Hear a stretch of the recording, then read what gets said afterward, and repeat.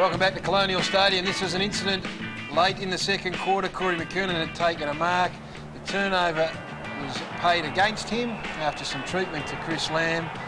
And what may very well have been Carlton's only goal for the second quarter didn't unfold. At half-time, it is the Demons 13-7, 85 to Carlton 6-5-41. A seven-goal quarter to the Demons, and they're in pretty devastating form as we have a look at the goal kickers. Jared? Well, for David Neitz, it's been a great day. He's halfway to kicking the magical double figures. He's got 5 goals straight, and everything is turning to goal for him. Vardy also similarly with 4.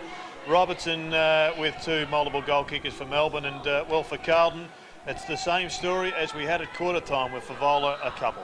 Yes, and well, it was one of those quarters or halves of footy really. A terrific first quarter of football, both sides getting plenty of the ball, but after quarter time, Melbourne's goals came so very easily, and Peter Vardy led the charge.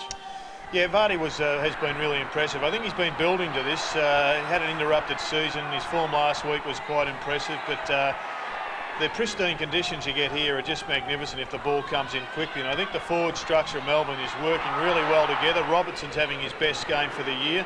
Uze's been the star, and he has set up David Neitz on more than one occasion.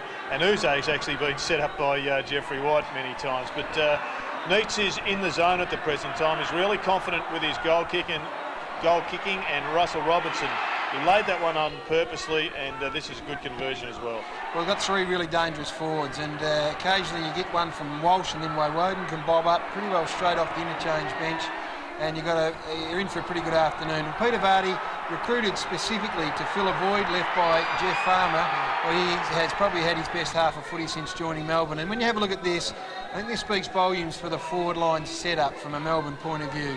This is where their goals come from in the second quarter, Jared.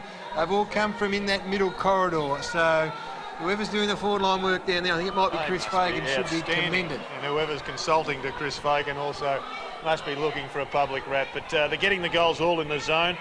And, well, we've seen how efficient it's been. I'm not sure the person behind us should be getting a rap without singing. It is very ordinary down there. Lance Whitnall, of course, is the big news from an injury point of view. This is it here. A right shoulder. We suspect an AC joint. Dr. Peter Larkins will keep us up to speed. And didn't have a massive effect on the game. He gave them that extra target in the forward line. Then they were left one man short, and the game's changed dramatically. Anthony Koutafidis was the player who ran onto the field when Lance Whitnall came off with that injury, and we kept our player cam on Kuta, and he didn't look right. That said it all, Gary. That just said it all. He's just not mentally ready to be out there, and I think it's folly to expect a bloke to come straight in at senior level when you've had a knee reconstruction. It's all right if you've had a broken bone, or you've had this, you've had that, but a knee reconstruction means that you're not confident, you don't know where players are coming from. And good luck to Kuta, he got his first kick, but I think it's a real, I think it is a risk playing a bloke in a first game at senior level. Well, we hope he gets through okay. I tend to agree with you. We will take a break here at Colonial Stadium. On the other side of the break, we'll take a look at all the highlights between Sydney and Port Adelaide. You're watching AFL Sunday.